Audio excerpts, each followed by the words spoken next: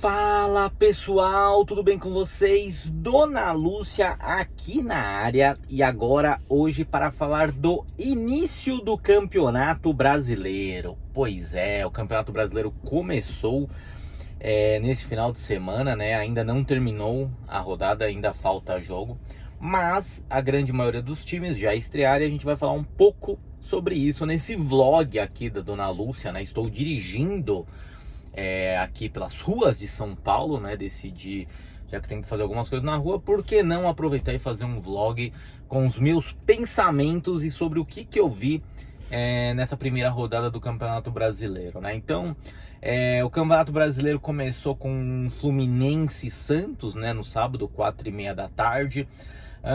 Foi um jogo médio, o Fluminense merecia vencer, mas o que, assim... Não que merecia, né? O Fluminense teve mais volume de jogo, chutou mais. O Santos foi um time mais retraído. Obviamente que também isso mostra muito do que representa os dois times nesse momento, né? Então o Fluminense vem de vencer o seu principal rival no Campeonato Carioca e ganhar o Campeonato Carioca. O Santos vem de quase ser rebaixado no Campeonato Paulista, né? Então são momentos diferentes, times diferentes, né? Então eu acho que o Santos respeitou muito o Fluminense. Eu acho que não poderia ser diferente nesse momento, né? Porque quando você entra num Campeonato Brasileiro onde na última temporada você flertou o tempo inteiro ali com a zona de rebaixamento, você pelo segundo ano você acaba também brigando para não cair no Campeonato Paulista, você tem que entrar de uma forma diferente e entrar para não perder, especialmente fora de casa, especialmente contra times mais fortes e num jogo onde você teoricamente não seria nada normal que você perdesse o jogo, né? Então acho sim que o Fluminense desperdiçou uma oportunidade de ganhar 2 pontos. Eu acho que no começo do campeonato esses pontos são extremamente importantes para você o que você almeja. Então hoje perder pontos contra esse Santos, um time que talvez queira brigar pelo título, é complicado. E aí eu tô falando do Santos de hoje. Hoje o Santos, para mim, é um time que não passa do décimo lugar no Campeonato Brasileiro, a não ser que o Bustos, né, consiga realmente implantar algo diferente do que vem jogando até o momento e coloque a sua filosofia de jogo, que os reforços deem resultado. Mas hoje é um time que para mim não almeja coisas muito grandes no Campeonato Brasileiro, tá? Então eu acho que foi um jogo assim, ok, né, dentro das expectativas, mas um jogo que eu acho que o Santos se propôs a se defender e não perder. Eu acho que essa foi a grande, como que eu posso dizer, o grande lance desse jogo foi esse, né? Depois nós tivemos, ainda à noite, o Palmeiras perdendo pro Ceará, né?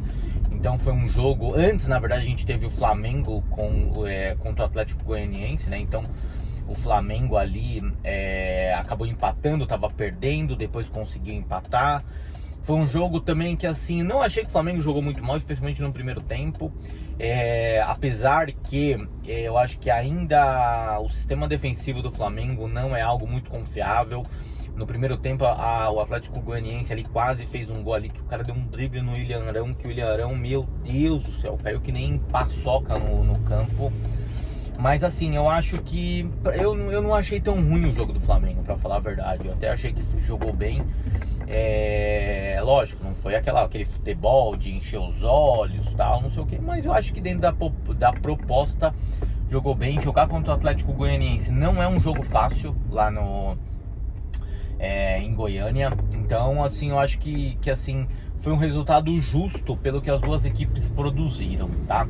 Depois nós tivemos o Ceará e Palmeiras. Esse foi uma surpresa para mim. Eu não esperava que o Palmeiras fosse perder esse jogo, porque, como eu falo, eu sempre falo que Para mim, hoje, os dois grandes favoritos para ganhar o Campeonato Brasileiro é o Atlético Mineiro e o Palmeiras.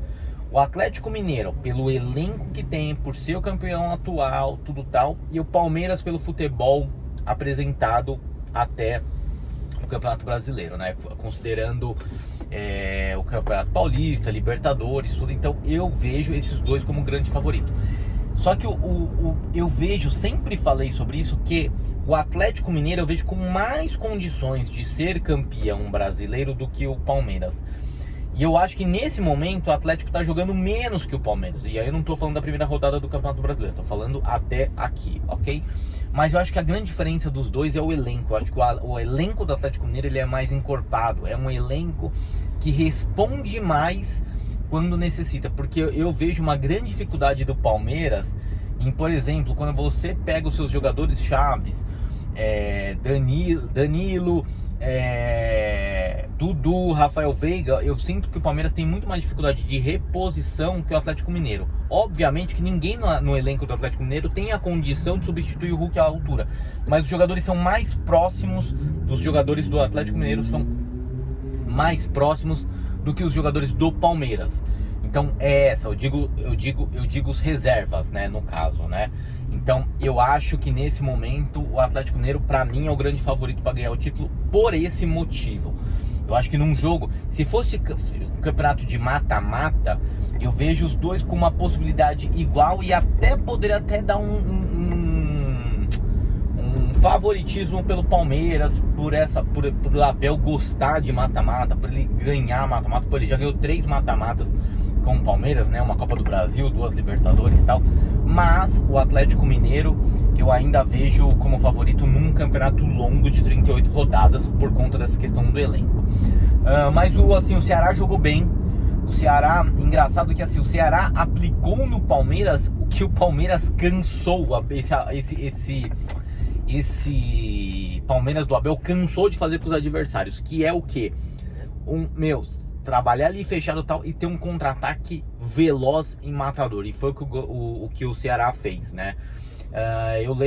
E lembrando disso, quando a gente vê os times do Dorival Júnior, o Ceará me lembrou muito.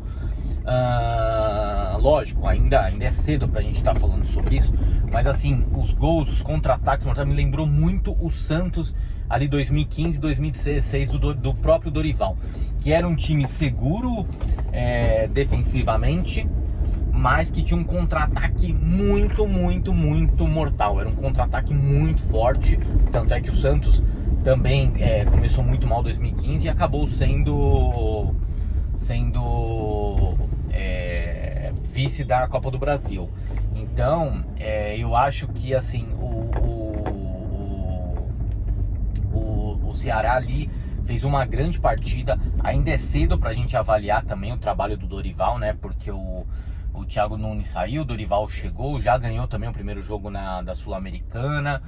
Mas assim, ainda é cedo, mas eu gostei bastante do que eu vi do Ceará.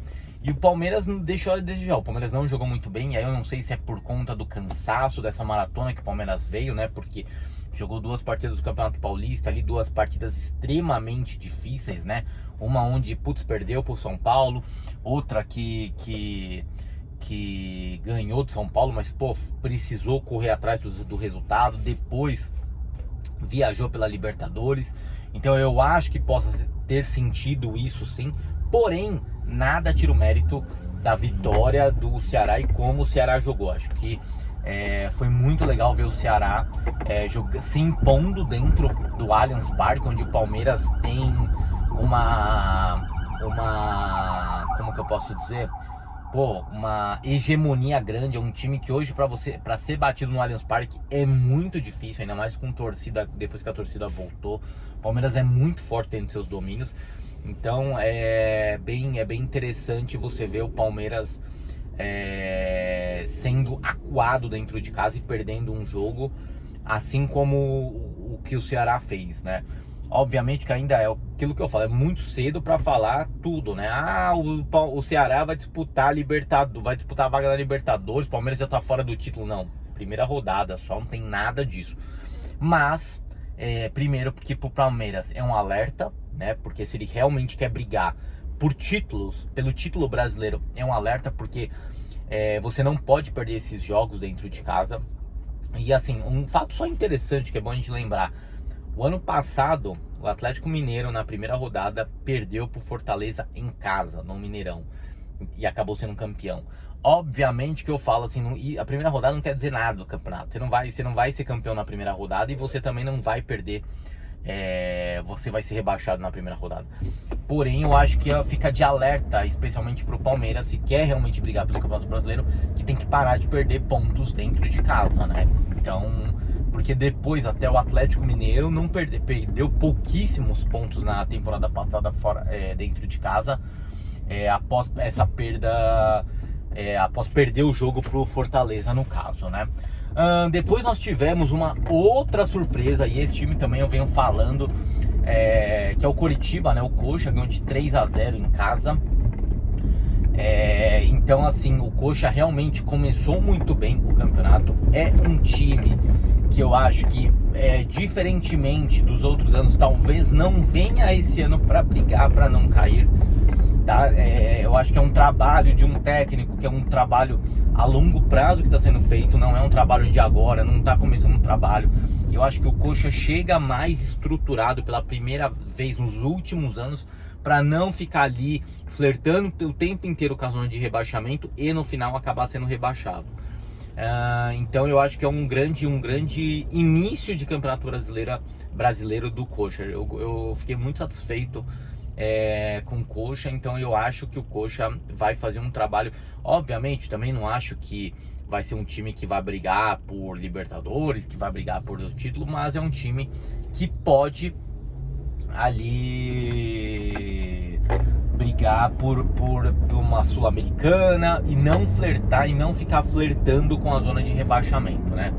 Tivemos, acho que também, uma grande surpresa também, que foi a questão do Fortaleza, que acabou perdendo do Cuiabá em casa, né, de 1-0, e eu não sei se isso já é reflexo do que aconteceu na derrota para Libertadores, né? Então fica difícil a gente saber se isso respingou. Obviamente que o Fortaleza não estava com a sua força máxima, né? Mesmo porque tem a questão da Libertadores agora, porque quando você perde a primeira rodada da Libertadores em casa, o primeiro jogo em casa da Libertadores, depois fica muito complicado de você reverter, porque você tem 3 jogos fora, né? Então eu acho que o Fortaleza vai ter que colocar um foco maior agora nesse início da Libertadores para você conseguir. E o Cuiabá obviamente fez a parte dele, venceu o jogo, né? Ganhou um jogo difícil, né? O Fortaleza, você ganhar hoje do Fortaleza em Fortaleza, no Castelão, é muito complicado. Então o Cuiabá fez a parte dele e fez essa parte muito bem. Então é um time também para se observar. O ano passado fez um campeonato brasileiro legal também, não flertou ali com a zona de rebaixamento. É um time que veio numa atuada boa. E aí depois nós tivemos dois times que, ou melhor, 3 times que ganharam, ao meu ver, super bem, né? Então nós primeiros tivemos o Corinthians, né, contra o Botafogo, né? O novo Botafogo. E eu ainda escrevi nos meus stories essa semana, falei um pouco sobre o Botafogo, que eu falei, o Botafogo vai ganhar tudo. Eu falei, calma, é muito cedo, é um trabalho começando, é um monte de jogador contratado, técnico chegando. Então assim, qualquer diagnóstico ainda sem ver, não dá pra falar, entendeu? Na teoria, é que nem eu falo, o futebol não é teórico. Se fosse teórico, putz, já o Real Madrid Galácticos ganhava todos os títulos possíveis, ganhava 37 Champions seguidas, mas não é só nome no papel, técnico. Na teoria, futebol não é teórico. Então, mas eu acho que o Botafogo também é um time que não vai repetir o que fez nos últimos anos, aquela coisa de ficar ali o tempo inteiro praticamente flertando com a zona de rebaixamento e até sendo rebaixado. Acho sim que com um técnico novo, com jogadores, com os reforços que chegaram, é um time ali neste momento para brigar ali no meio da tabela, pegar uma Sul-Americana, tudo tal. E obviamente e galgando espaço aos poucos. Não acho ainda que é um time para ganhar, para brigar por vaga na Libertadores. Acho que ainda tá longe, até porque um time não é você contratar uns jogadores e colocar em campo. Você é uma série de fatores. Tem jogador que vai dar certo, tem jogador que não vai dar certo, tem jogador da base que aparece, tem aquela promessa que você acha que vai vingar, acaba não vingando. Então acho que tem que ter calma com o time do Botafogo. O Corinthians fez um primeiro tempo muito bom mesmo. Tipo, eu acho que talvez tenha sido o melhor primeiro tempo do Corinthians esse ano. Talvez tenha sido o melhor primeiro tempo com o Vitor Pereira. O William jogou bárbaro. O que o William fez ontem no primeiro tempo foi um negócio assim, surreal. O time jogou muito bem. É o que eu falo, o Corinthians tem um material humano muito bom, né? Você tem jogadores tarimbados. Acho que para um campeonato brasileiro é difícil você manter esse time o tempo inteiro, até pela média de idade desses jogadores. Mas é um time que eu acho que ali o Corinthians, eu não sei se briga pelo título, mas por uma vaga na Libertadores, e talvez ali é um time que no papel é um time forte, é um time que tem bons nomes. Eu acho que agora cabe ao Vitor Pereira balancear esse elenco, fazer com que tenha uma identidade esse elenco, não coloque só os medalhões ali, os mais velhos em campo também, porque eu acho que ali perde o time perde muito fogo, perde o fogo ali de aquela coisa de, como que eu posso dizer, aquele poder de fogo, né? Porque eu acho que em muitos momentos ali o time fica lento, o time fica burocrático só com os medalhões. Então eu acho que se tiver uma mescla legal desses jogadores, eu acho que o Corinthians tem tudo para fazer um campeonato ainda melhor do que fez no ano passado, né? O Corinthians no ano passado ficou em quinto, e eu acho que o Corinthians tem tudo para fazer um ano melhor nessa temporada, né? É o que eu falo, nomes, você tem um elenco, quando você tem Renato Augusto, você tem Fagner, você tem o William, você tem Roger Guedes, você tem Juliano, você tem Paulinho, é um elenco muito bom, na teoria. Então eu acho que o Corinthians precisa fazer. E só um detalhe, tá? Agora, a gente tem que tomar muito cuidado, a gente tem que ser muito responsável com as coisas que a gente fala, com as coisas que a gente faz. Não achem que o Corinthians jogou melhor porque os jogadores receberam ameaça, porque os jogadores foram ameaçados, porque a torcida foi lá e, sabe, não, assim, desculpa, nada tem a ver com isso, tá? Eu duvido que um jogador como o William, como o Renato Augusto, como outros tantos, tenham jogado melhor porque, putz, o cara ameaçou a filha dele, porque o cara ameaçou ele ou a esposa dele de vida. Não tem nada a ver. O jogador desse tamanho, essas coisas, pelo contrário, essa coisa eu acho que até desmotiva o cara. Desmotiva o cara.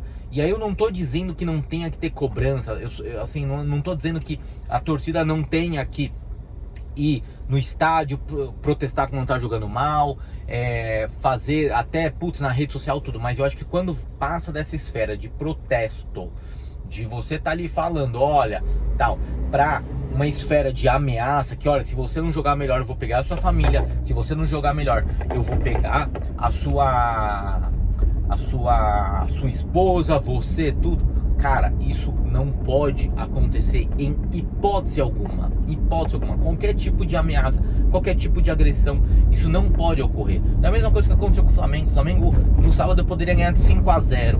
E não foi a manifestação dos caras que fez isso mudar, que faria isso mudar. Sabe? Não foi as agressões, não foi ameaças. Sabe? E eu acho que esse é o grande ponto que a gente precisa começar a entender isso no futebol brasileiro. Porque senão a gente vai normalizar, e quando a gente normaliza esse tipo de coisas, quando acontecer uma barbárie de um desses jogadores, cara, algum maluco ir lá e fazer alguma coisa contra ele, contra a família dele, aí vai todo mundo ficar olhando e falar, caramba, cara, e agora? Então assim, a gente tem que tomar muito cuidado com isso. E reforçando que de nada adianta você ir lá ameaçar a família de alguém. De nada. De nada. Não pode fazer isso. É o que eu falo, isso só faz com que o jogador queira sair do clube. E não que ele vai dar mais o sangue. Porque o jogador não vai jogar com medo. O jogador não joga com medo. sabe? Tipo, o cara fica até mais preso se ele jogar com medo dentro de campo, daquela coisa assim, putz, se eu errar, eu tô ferrado, os caras vão me pegar, tal. Isso é pior pro cara. Volto repetindo, não tô dizendo que não tenha que ter cobrança, tem que ter cobrança do treinador, tem que ter cobrança do diretor de futebol, tem que ter cobrança da torcida. Os jogadores têm que ser cobrados pelo que eles ganham, sim, mas nunca ameaçados e agredidos, beleza? Então é isso. E aí ontem, para fechar a rodada, né, do domingo, cara, teve uma atuação muito boa do São Paulo, né? O São Paulo do Caleri, que ontem fez um hat-trick, né? Jogou muito bem o São Paulo, não deu chance pro Atlético Paranaense em momento algum. O Atlético Paranaense também jogando muito abaixo, tanto é que o Alberto Valentim acabou sendo demitido, né, após o jogo, né? Melhor, em comum acordo, né? Então, tipo, agora não existe mais demissão no futebol brasileiro, né? Os clubes e os técnicos entram em comum acordo. E aí ele acabou sendo demitido do Atlético Paranaense, né? E obviamente o São Paulo fez a sua parte. O São Paulo tinha que fazer a sua parte, venceu bem, goleou, começou muito diferente do que começou o Campeonato Brasileiro. Eu acho que o trabalho que o Rogério vem fazendo, mesmo com a derrota lá pro Palmeiras de 4-0, tudo é um trabalho muito bom do Rogério Ceni, à frente do São Paulo. Acho também que é um time que ainda não tá pronto, acho também que é um time que não vai brigar por títulos por essa temporada, mas é um título que pode, fatalmente brigar por uma vaga tranquilamente da Libertadores. Gosto muito da evolução do São Paulo, e é bom a gente lembrar, o São Paulo no passado ele conquistou a primeira vitória no Campeonato Brasileiro na 10ª rodada. Então quando você já começa ganhando, e ganhando bem como o São Paulo fez, é um baita ponto favorável para o início de Campeonato Brasileiro. Só mais uma coisa que é importante ressaltar, e eu também vou falar do jogo do Galo. O Atlético Mineiro também começou ganhando, né? Ganhou de 2-0 do Internacional. O Inter é um outro time que, no meu modo de ver, é um time que precisa, assim como o Santos, eu vejo o Inter e o Santos muito parecidos. Eu acho que são dois times que precisam mesmo levar muito a sério o Campeonato Brasileiro para não cair. E também acho que se eu fosse esses dois times, eu largava a mão da Copa Sul-Americana, mas largava a mão e focava toda a minha energia no Campeonato Brasileiro, mas 100% da minha energia no Campeonato Brasileiro, para não ter perda de foco, sabe? Coloca time reserva, coloca time alternativo na Sul-Americana, para você ter sempre os seus melhores no Campeonato Brasileiro, assim, jogando. Por quê? Porque são dois times que eu vejo muito fortemente brigando ali por uma vaga na zona de rebaixamento. O Atlético ganhou, o Atlético fez a parte dele, o Atlético começou muito bem o Campeonato Brasileiro, novamente o Hulk sendo extremamente decisivo, né? Eu acho que a gente chega naquele ponto que a gente fica ali sempre se questionando o que mais o Hulk terá que fazer para, sabe, ter uma vaga na seleção brasileira. Rafael, convocaria o Hulk para a seleção brasileira, sim. Eu acho que o Hulk ele não sei se levar para a Copa, sabe, mas eu acho que ele poderia ter uma como que eu posso ter uma chance, ainda mais agora que talvez surjam mais 3 vagas, né, que talvez agora virem ao invés de 23 jogadores vire 26 jogadores. Então, assim, eu acho que o Hulk poderia ter uma chance de ser testado. Vai levar para a Copa? Acho que são 8.500, mas eu acho que ele poderia ser testado na seleção brasileira facilmente pelo que vem jogando. Não só nessa temporada, quanto na temporada passada, onde ele foi o craque do Campeonato Brasileiro. E novamente começou o ano voando. Primeiro jogo no Campeonato Brasileiro já colocou 2 gols. Então eu acho que é um cara diferenciado em todos os aspectos, preparação física, tudo. E eu acho que talvez é um cara que mereça uma chance na seleção. E o Atlético Mineiro chega muito forte novamente. É um time que vai ser muito difícil de ser batido no Mineirão. O Mineirão provavelmente terá todos os seus jogos lotados.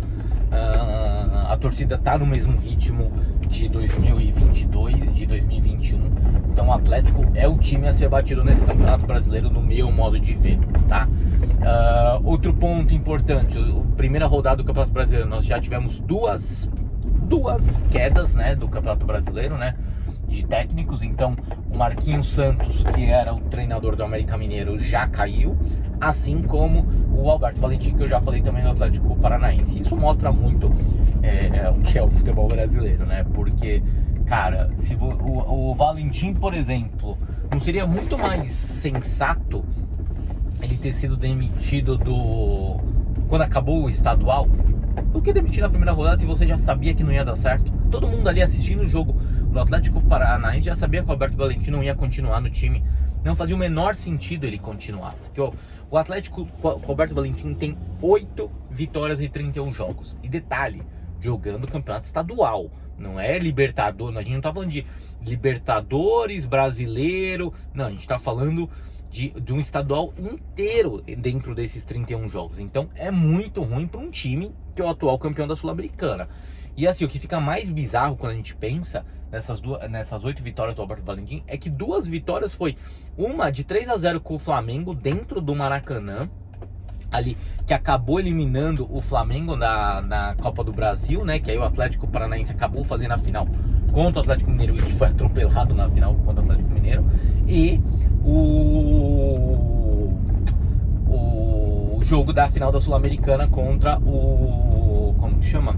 O Red Bull Bragantino, né? Onde o Atlético Paranaense acabou também ganhando ali e sendo campeão da Sul-Americana, né? Então o cara foi extremamente decisivo em 2 jogos, mas num longo prazo o trabalho não foi bom.